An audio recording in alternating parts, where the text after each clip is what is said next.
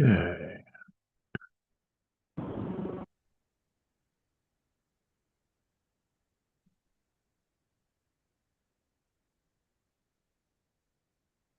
Yeah.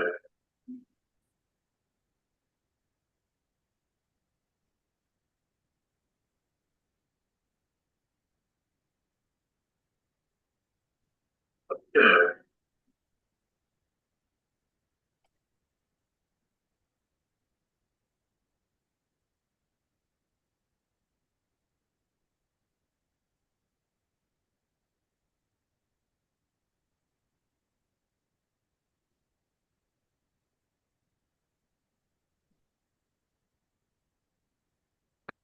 Okay, Karen and Leonard. Karen, when are you doing your surgery, your oral surgery on your jaw?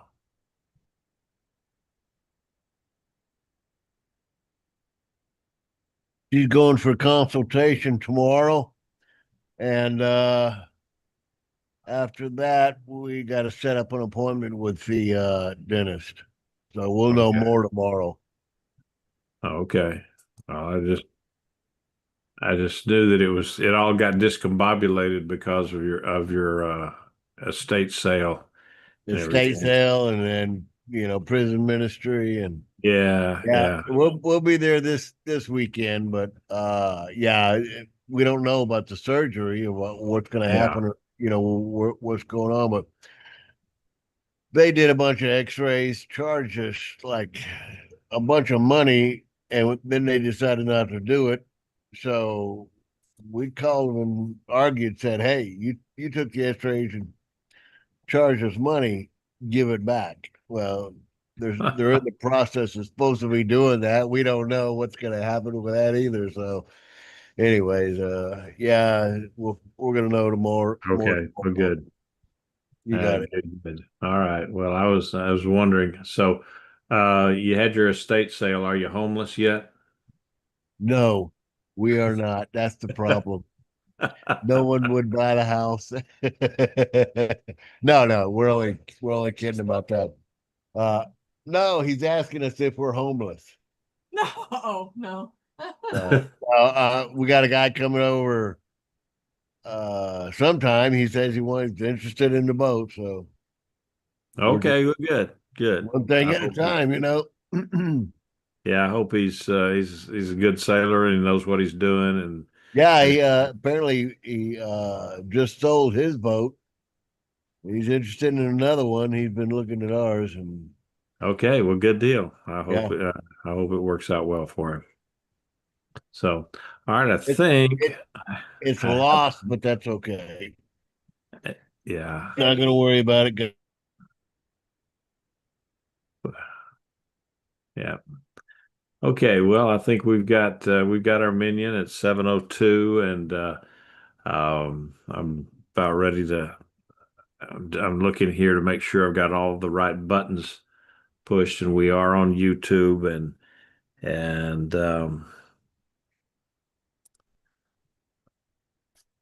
so and not Facebook. I'm going to have to change things around because I'm getting off of Facebook with this and going straight to YouTube because in that way, when I punch a button and it says YouTube, it goes right to it, no problem. When I'm on Facebook, trying to do it on Facebook, it has taken me literally over a dozen times of trying to get out, get back on, get back, all back and forth, and it just won't go. So in YouTube, every time I've punched the button, it pops right in. So that's you know it cuts way down on my frustration level. So all right, so let's go ahead and get started, and we'll because I don't think we're going to have a real long class tonight, but because it's just a short chapter, but there's still a lot of stuff to go through. So. Baruch atah Adonai Eloheinu melech haolam, asher kiddushanu b'mitzvotav v'tzivanu la'asok b'divrei Torah. Blessed are you, Lord our God, King of the universe, sanctifies us with his commandments and commands us to engross ourselves in the words of Torah.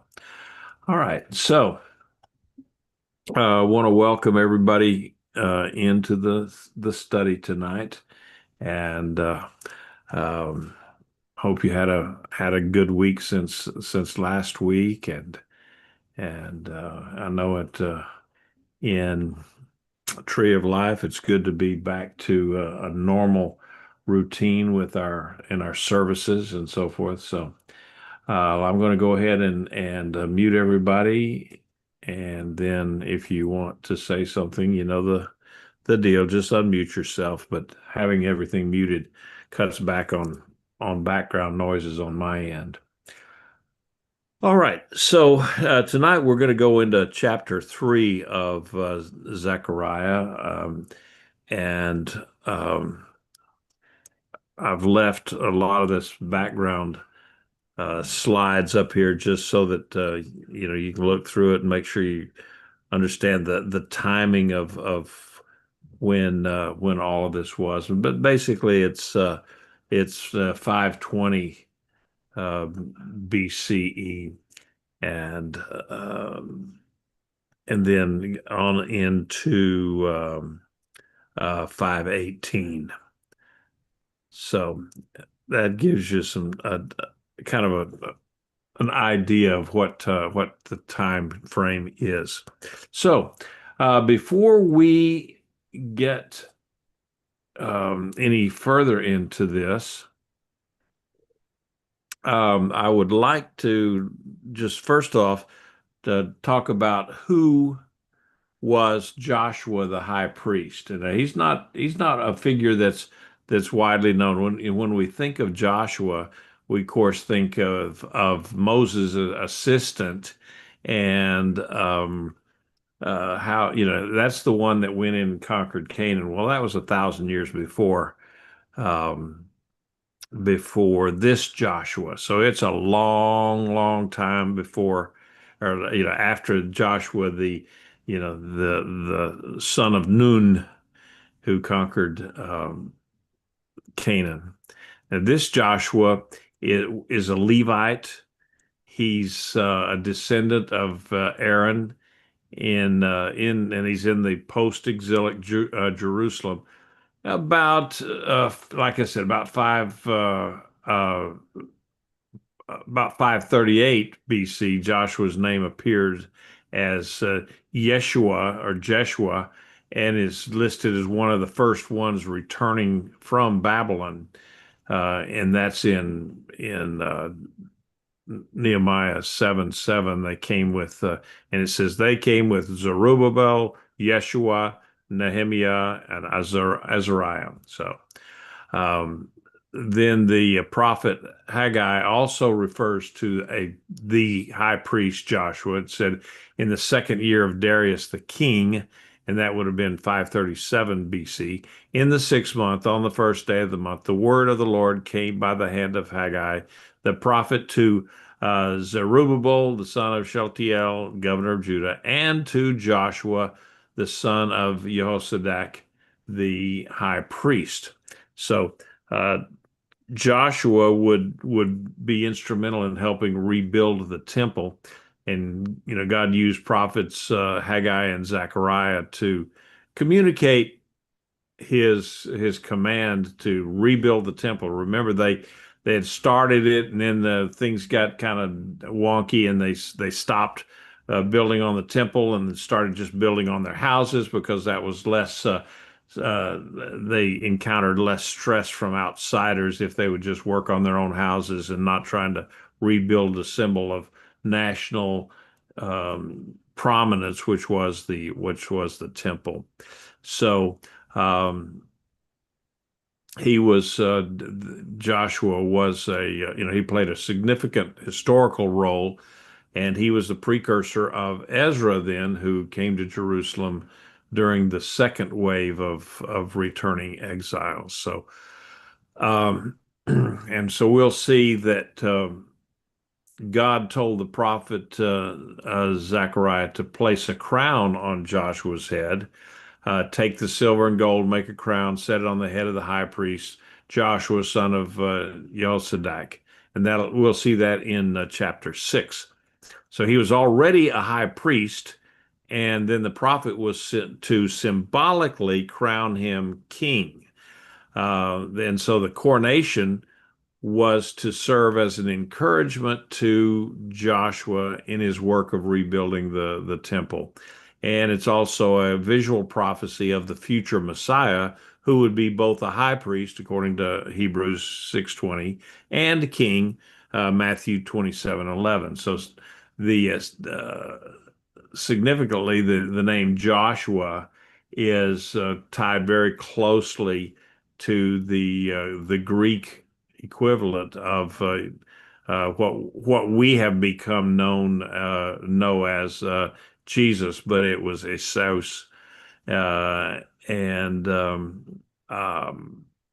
so he was a priest king and a foreshadowing of the coming Messiah, and even to his name. I mean, Joshua, also Yeshua is a derivative or very, very closely tied to that.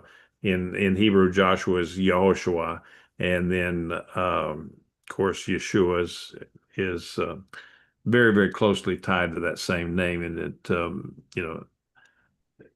means very, very closely that the Lord saves. Okay, are there any comments or questions on just that bit about who Joshua was before we go on?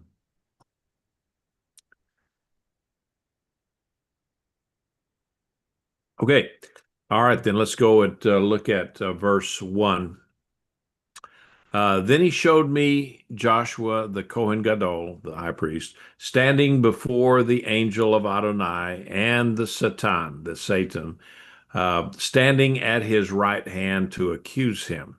All right, so Zechariah's guiding angel, whoever and whatever that was, showed the prophet a vision of Joshua, and literally Joshua. It means Adonai saves, is what it the literal meaning of it, and so he was the current high priest of Israel, and he's standing before the Lord.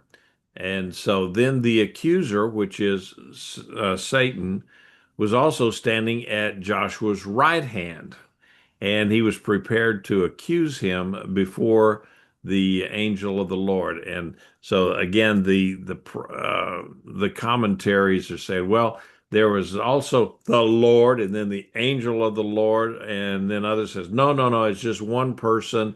It's kind of unclear here what that was, but so if Zechariah saw Joshua, the high priest, then certainly he would have seen Satan, which means that Satan is a reality and he is a person.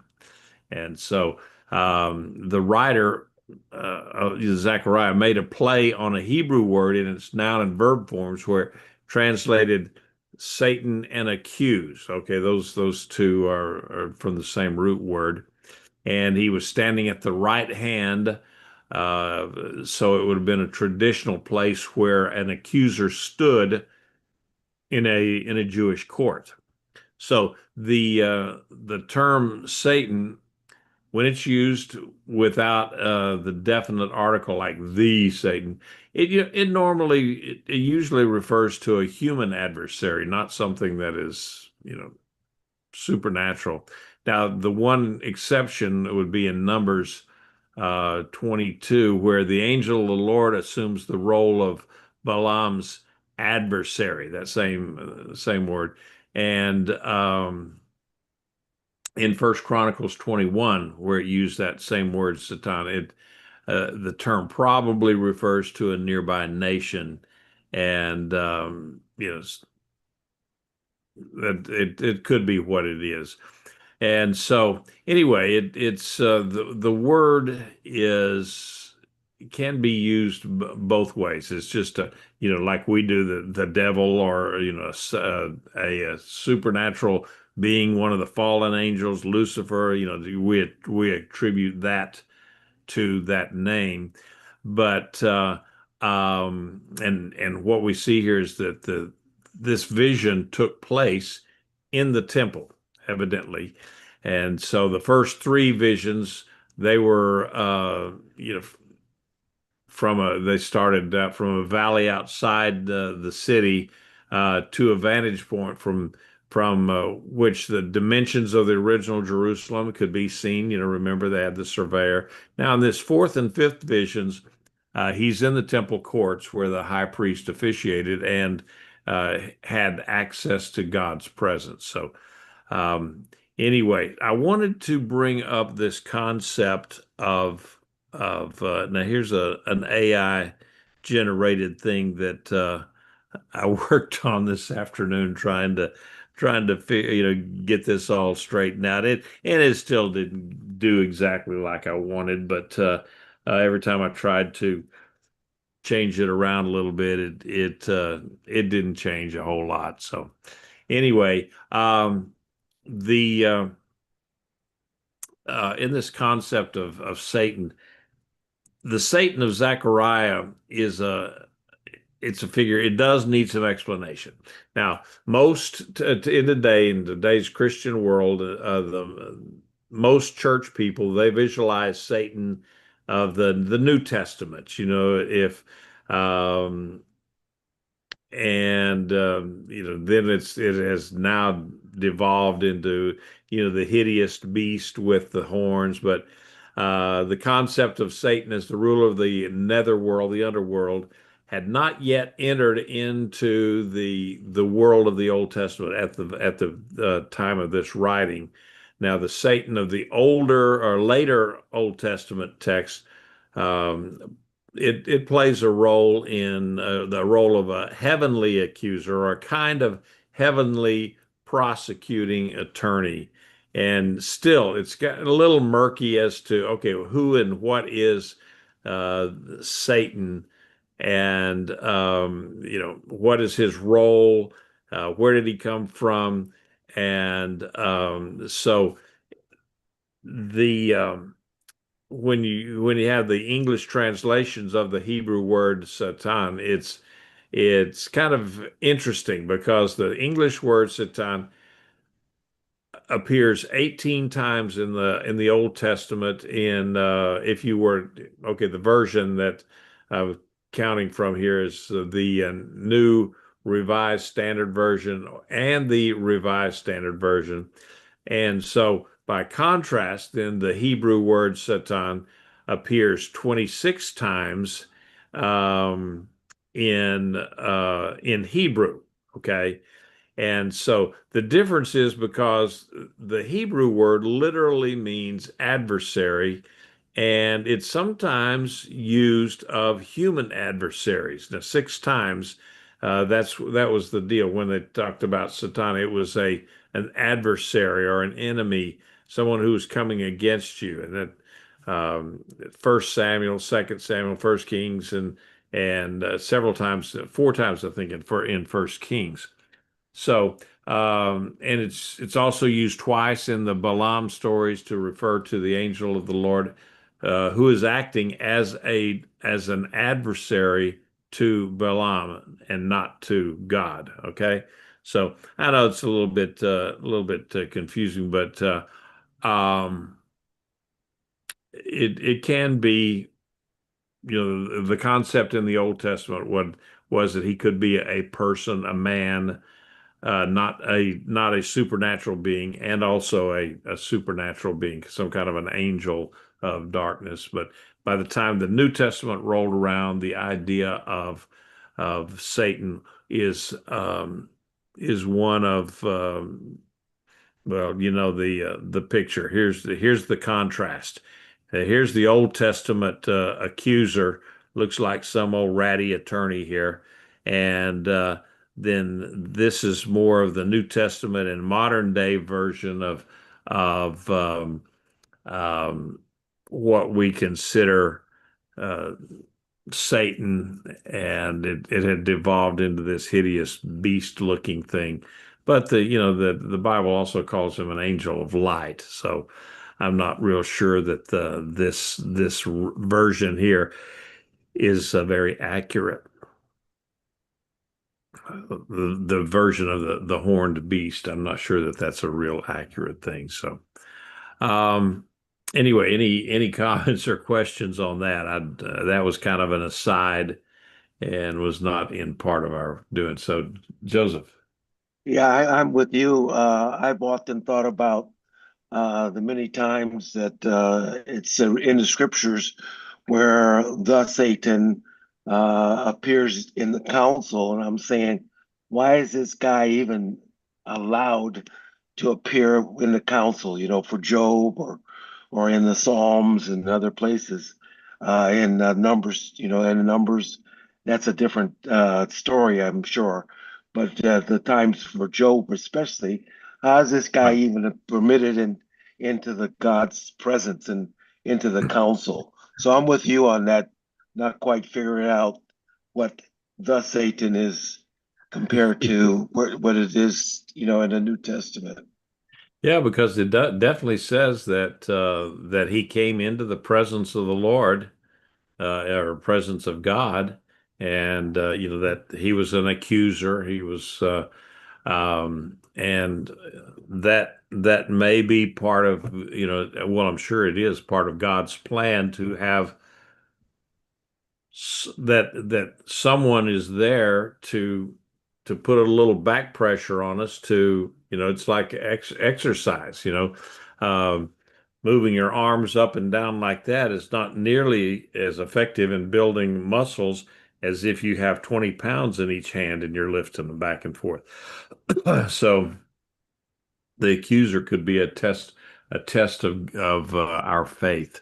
And that's just speculation on my part. I really don't know the full explanation of who Satan is or what Satan is and in what form he is, other than I know he's the enemy of our soul, and that eventually he will fight against God, and then he will be thrown into the lake of fire forever and ever. But that's the one thing that we do know. All right, so verse 2. Uh, it says, Adonai said to Satan, Adonai rebukes you, thus Satan. Indeed, Adonai, who has chosen Jerusalem, rebukes you. Is not this man a brand plucked out of the fire? And so, um, this verse begins with the verdict. Already here he's just saying, okay, no, case dismissed. He's not guilty, and there's no trial. They don't do the review of what the trial. They don't even tell what the charges were, and so according to this angel that's speaking here, the Lord rebuked the adversary who had brought the case before him. And so, um, in other words, Adonai had vindicated Joshua by dismissing the charges. And so we don't even know what the charges were or the reason for rejecting the adversary's case. Um, I guess you can just you'll have to deduce that or figure it out. But the Lord said, is not this man a brand plucked from the fire? And so there's um, several ways of interpreting this. Now, um, one of them is that this phrase, the plucked from the fire, implies that Joshua had been delivered from some catastrophic or a catastrophe involving fire. And so, again, this may be a metaphor. We don't know. And secondly, it explains why Joshua would need clean clothes if he was in a fire. And um, various reasons have been suggested regarding why his clothes were singed, and it's all speculation. But yeah, it's I can tell you, having fought, well, those of us that have been first responders and have fought fires in for real aboard ships and so forth. It takes a long time to get the burnt and the smell and the all of that out of your hair and your clothes. You just smell, smoky and in some cases your singed hair. Uh, it takes a while, and you can wash your clothes several times sometimes, and it's still you got that lingering smell of having fought a fire in you. So that could very well be what we're looking at with Joshua. Could be in a real fire. Could be metaphor. So some rabbinic rabbinic sources and some of the things in the Talmud and so forth. It says, well, that the clothes were dirty from soot in a fire, and then some of the rabbinic traditions said that he was one of the three men in the furnace with Daniel. But then, of course, then you'd have to deal with the idea that, well, that's not the three names. It wasn't the three named in Daniel. So, but more recently, they say they were singed because people said, well, he stood too close to false prophets, and I don't see where they get that either. But and then other people suggest that Joshua had to atone for his sin or the sin of his sons who had married foreign women. And so, again, yeah, that's another idea is, again, metaphorically, that Joshua, as a young man, had escaped the slaughter of the priests of Jerusalem by Nebuchadnezzar. They went through and slaughtered many, many of the priests, and so he escaped that. So, bottom line is the reason that Joshua's clothes were singed is pretty ambiguous. We just don't know what plucking from the fire means, other than it's essentially positive. He got out of the fire, and so he was delivered in some way. He was a survivor. All right, so going on to verse 3. Now Joshua was wearing filthy garments and standing before the angel. Pretty self-explanatory here. It's uh, a picture of here he is, his clothes. They're all soiled. He's soiled. Everything's dirty, and um, so he's dressed in. Now, one of the commentators that I was reading, Thomas Constable, said that he was standing before the Lord, the angel of the Lord, dressed in excrement bespattered garments. Oh boy, that's so you can understand what it's saying. Excrement bespattered. And so he was ministering before the Lord in this extremely filthy and ceremonially unclean condition. So this was supposed to represent the unclean state in which Israel stood in Zechariah's day. As she ministered, as the priest ministered before God, like a kingdom of priests in the world. So they were just not yet to the point. They were still in a an unsanctified condition, and so that's what that would entail. Verse 4 um, says, and it's a continuation. If we look at verse 3 and then get back on to verse 4, let me look at this. Now Joshua was wearing filthy garments and standing before the angel, who answered and spoke to those standing before him, saying, remove the filthy garments from him. Then to Joshua he said, see, I have removed your iniquity from you and will dress you with fine clothing. So the Lord then instructed others who were standing before him, probably angelic servants of some sort, to remove Joshua's filthy garments. And the Lord explained that these garments symbolized the high priest's iniquities. And of course, by his own iniquities plus the iniquities of the priesthood and Israel, and that now he had been forgiven. He promised to remove this high priest filthy robes and replace them with they call festive robes. They were robes of, royalty and wealth, and so maybe he went back to the vision was back to the traditional high priest garment that with the ephod and so forth.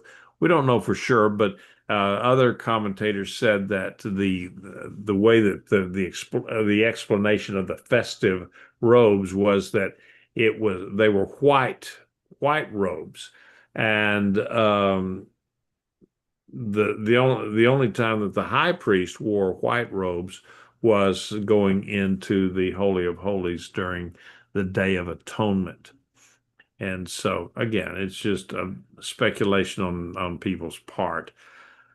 So anyway, there's one of the commentators said that theologically, however, there also seems to be a picture here of the negative aspect of what God does when he saves a person. Negatively, he takes away sin.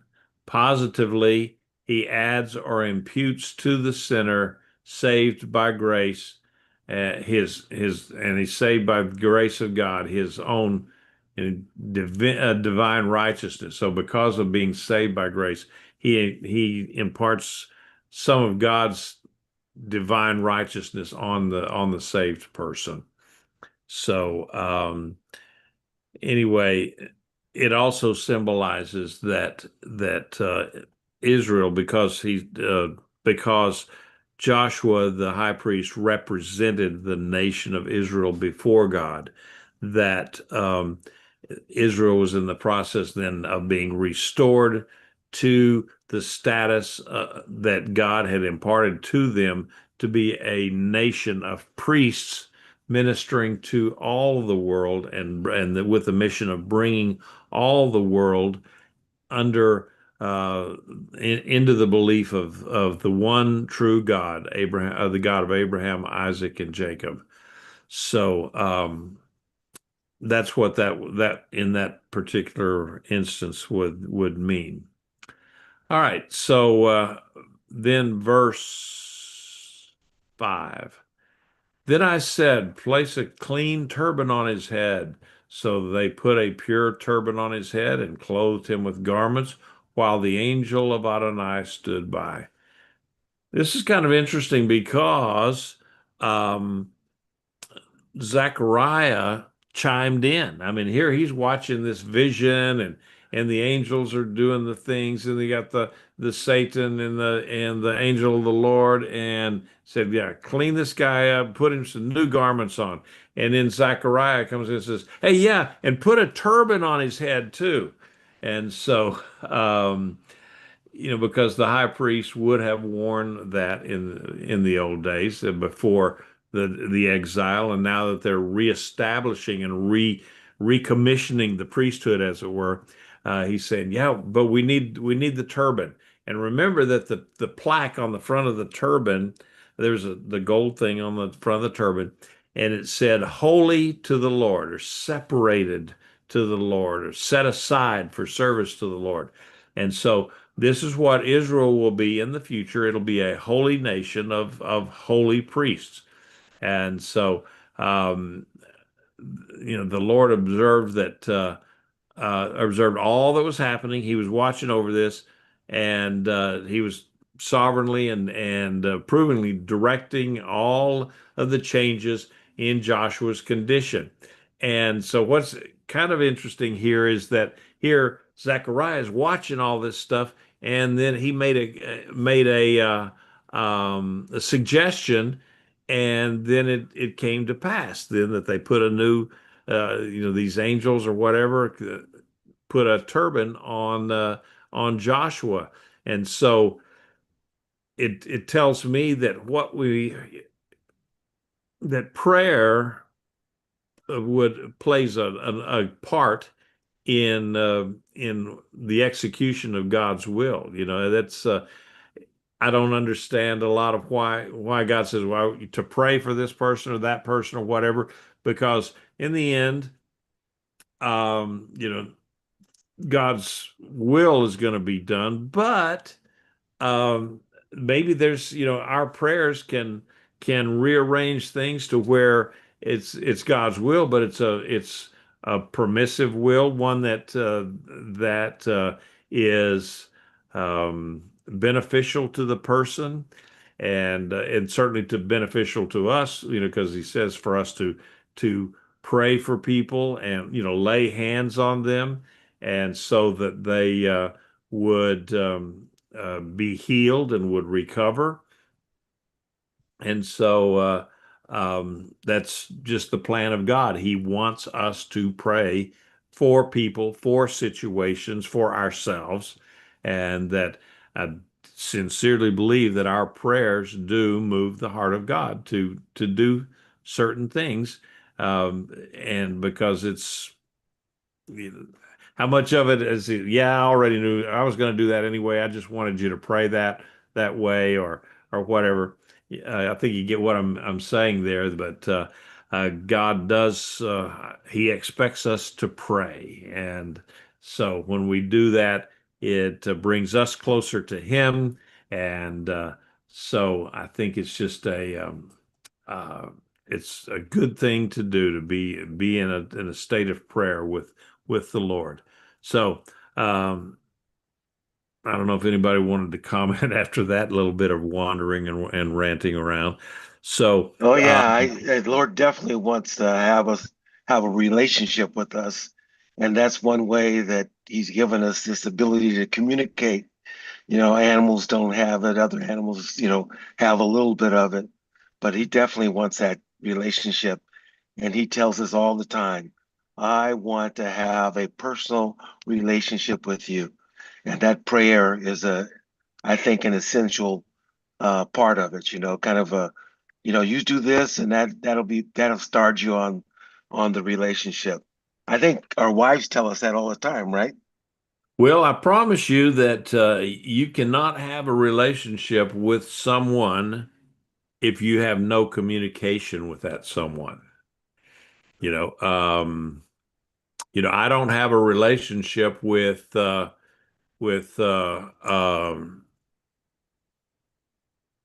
Donald Trump. I don't have a relationship with the President of the United States or the Premier in Russia. Why? Because I've never met them. I've never spoken to them. And even people that I may have spoken to at one point. At one time I had spoken to and shook hands with President Nixon, and then President Carter, and so forth. But that was it. There was no more communication other than the little chit chat for about 10 seconds. And so you don't have a relationship. You have to have that constant communication. That's what prayer does for us. It gives us that relationship back and forth. All right, verse 6 and 7. The angel of Adonai exhorted Joshua, saying, "Thus says Adonai Sabaoth, if you will walk in my ways and keep my charge, then you will judge my house, watch over my courts, and I will give you a place to walk among those standing here."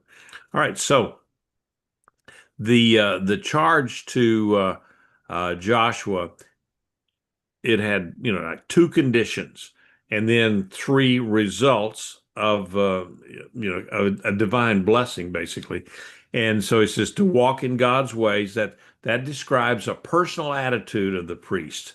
And because you can't, again, walk uh, with someone unless you're walking in concert with each other. If one person is just walking and the other person is just skipping around, jumping, running around, and being crazy, that's not walking in their ways. And so then the second part of it was to he said that, okay, walk in my ways and keep my charge. In other words, the first part was attitude. You walk in his ways, that's your attitude. But keeping your charge, then that's obedience. And that is listening to the Lord, doing what he says, and doing the work that is required of a priest. In this case, they're talking about being a priest. And yet, all of us are called to be a nation of priests. before the Lord, because we are to go out and act as intermediaries to bring people to the Lord and to a saving knowledge of the Lord. So first is the attitude, and then the second is the action. And if you do those two things, then he told Joshua that he would continue as the high priest, that he would not be replaced. There was a lot of things that were in flux back in those in that time period. But he said you would continue as the high priest. And he said Joshua would also guard and protect the house of God. So not only be high priest, but he was going to be an effective administrator and one who would make a difference in the security of the temple. And then he said he would also have free access to the Lord. So all of those things, um, I think he can kind of make a parallel. It's not too big of a jump to make a parallel into the idea that if we have the right attitude and then we work to, show our faith by our works, that we're going to continue in that priestly office that the Lord has given to us, and that we would have an opportunity to guard and preserve the Word of God and what God is telling us to do. And it's very important in today's world, I believe, that um, as things are going crazy in the world, we're called on to. I know it's a trite phrase, but to speak uh, truth to power. And last last week I was reading where somebody has published now a children's Bible. Basically, it's a woke children's Bible that just emphasizes, love, love, love, and no responsibilities and no obedience and anything like that. And so it's very LGBTQ friendly. Okay, we'll say it that way. And so they've taken the word of God and distorted it, twisted it for their own ways. We have to push back against that and to let people know, no, that's not right. It's not that's not the Bible that I grew up with. And so, anyway, going ahead, verse 8. Listen well, Joshua, Cohen Gadol, both you and your companions seated before you, because they are men who are assigned. Behold, I will bring forth my servant the branch. All right, now this one, okay, this is a kind of a confusing verse, and it's subject to all sorts of interpretation.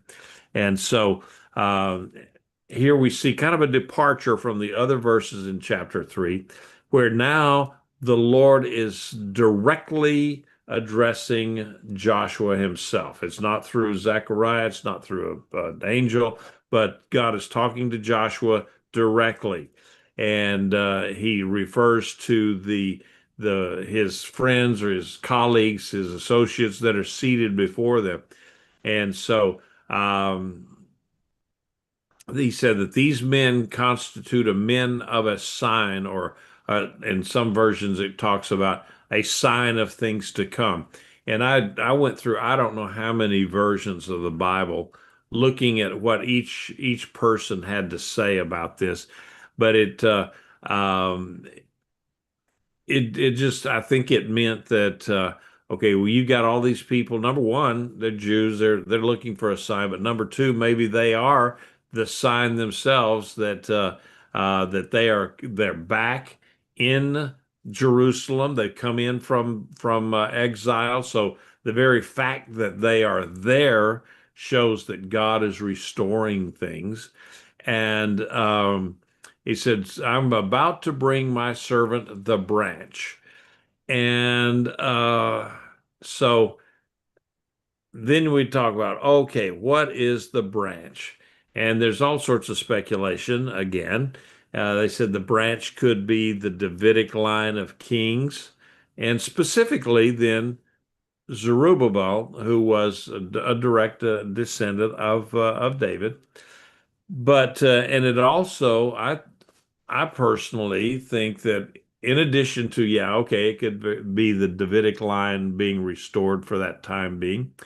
Um, but it's also, remember that I think it was in Isaiah that talking about my servant, the branch.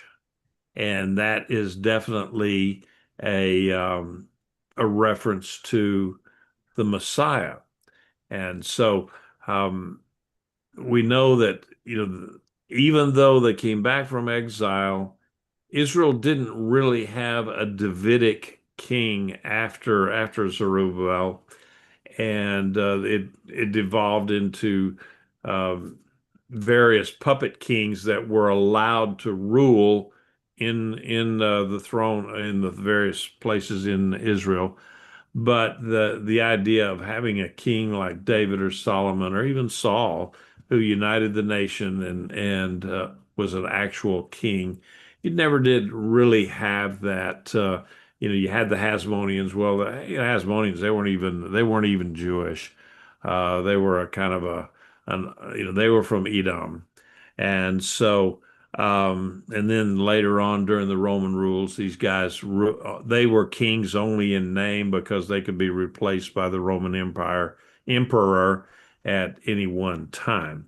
So I think that when it talks about the branch, it's referring to, it's pointing to that far distant future when the Messiah will come. And I would say that's what it is. Now, you may have a different opinion on what that might mean, but that's okay. Uh, it's a little bit obscure as to what that verse actually means. So, verse 9 says, "For behold, the stone I have laid before Joshua is one stone with seven facets. On it I will engrave an inscription," says Adonai Svaot, "that I will remove the iniquity of this land in one day." All right, so here's another very mystical verse. And he speaks of placing a stone before Joshua, and it has seven facets, or in some translations it says, and it has seven eyes. And so it could refer to the rosette, the seven, the rosette that described in Exodus 28, and this was a stone that was placed on the chief priest's turban, and the inscription on that stone would possibly have been, kind of like the head marker, the gold thing that went on the turban, called "Holy to the Lord." So, and the seven facets have also been explained in several ways. Holy to the Lord, or talk about the seven candles in the temple lampstand and so forth. So, but um, the messianic foundation, a lot of people look at this and where it talks about the cornerstone, that Messiah is the cornerstone and it's the foundation stone. Another one say, well, no, it's the foundation stone of the new temple that they're building here now. So there's that. And then you've got the seven eyes or seven facets. And I think the seven eyes could likely represent a vision, perfect vision, or complete knowledge, this omniscience and divine insight, the perfect ability to see everything perfectly. And it could also be, coming from Revelation 5:6, where it talks about the Lamb, Yeshua, is described as having seven eyes, and which were the seven spirits of God sent out to all the earth. And so it reinforces that idea of divine omniscience and spiritual fullness. And so then some commentators say that, well, the eyes are like the those in Ezekiel's vision of the wheels, symbolizing God's careful watch over all of his people. And so the engraving again is obscure. We don't really know exactly what it means, but it could possibly mean divine authority or covenantal inscription, or the setting apart of the stone for a sacred purpose, making the stone holy. And so it could also be, an engraving of holy to the Lord or holiness to the Lord. So it ties together the priestly and the messianic themes. All right, so um, it talks about that how that um, how does the wording go? I will remove the iniquity of this land in one day, and so that single day of atonement. Uh, this verse it climaxes with a promise to remove the iniquity of the land in one single day. And so a lot of believers interpret this as meaning the prophecy of Yeshua's crucifixion and his atonement. And that makes perfect sense, how the iniquity of the world was taken on Yeshua, and he broke the bonds of death, hell, and the grave, and he made it possible for man to be in right standing with God. As all this was accomplished in the one day of his resurrection. And then, of course, the subsequent time is in the grave, and then the one day of his crucifixion, and then the time in the grave, and then coming back um, in the resurrection, but taken all as a whole in the day of the Lord, kind of a thing. It definitely, in my mind, could symbolize the crucifixion. And so the stone and the branch there are often seen as complementary messianic symbols. One the stone being architectural, and then the branch being carbon based or organic. And so you can kind of play around with that in terms of whether these two symbols and how they play off against each other. So in final verse here for tonight, in that day declares Adonai Svaot, every man will invite his neighbor to sit under the vine and under the fig tree. All right, so in that day, of course, we've looked at that idea of in that day as a future day of the Lord, and it could be, in that day could be a day of judgment, and it often was, but it also in that day can be a day of just unbelievable blessings.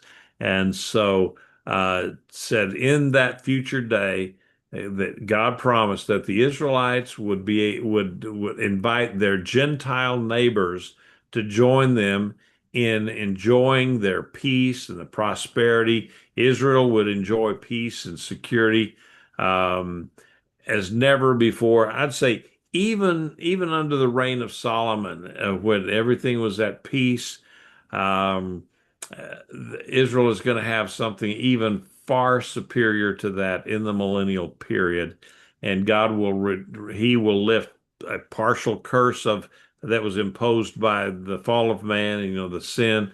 And so there will be agricultural prosperity, and so as well as spiritual prosperity. So it basically, paradise lost will become paradise regained.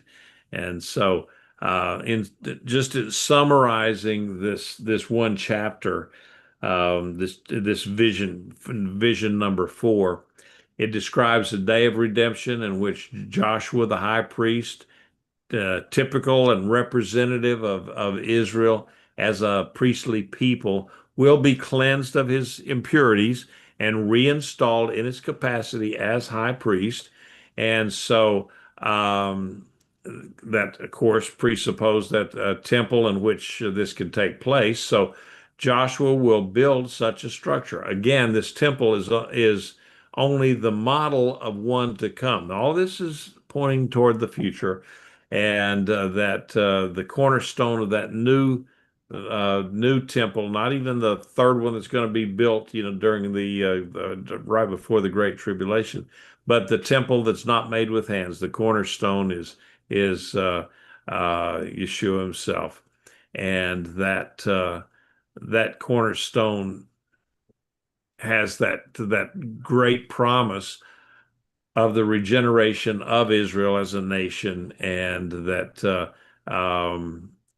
and it's just a mighty, when he comes, man, Israel will be saved immediately. All their enemies will be slain, and he's going to come in, and so Israel will be saved in one day. So that's it for tonight. And so I told you this is going to be a little bit shorter tonight because only 10 verses. But now next week, we're going to be talking about the olive tree and the lampstands, and that is a really there's so much to look at there that I didn't want to jump into that or try to do 2 chapters tonight. As you can tell, with just one short one of 10 verses, we still went 55 minutes. So, all right. So, are there any comments or questions that somebody wanted to chime in on this lesson tonight? Okay, I guess I put everybody to sleep. All right. I was just going to ask, I thought I heard you say the Asmoneans were not Jewish and that they were Edomites because the book of Yeah, they came from Edom, is the way I understand. They were not like Jerusalemites. that's Uh, not what the book of Maccabees says. well, the Book of Maccabees is also propaganda. Oh, is it? Yeah. There's part of that. Yeah, there's part of that. So So you don't think Maccabees is a good history book? yeah, it's a good history book, but it's very it has a bias to it.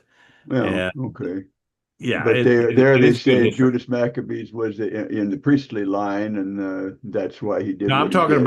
I'm talking about later on with Herod the Great. Oh, well, Yeah. Herod the No, Great the Maccabees wasn't uh Herod the Great was not Asmonean. He did marry one Asmonean wife, that was true.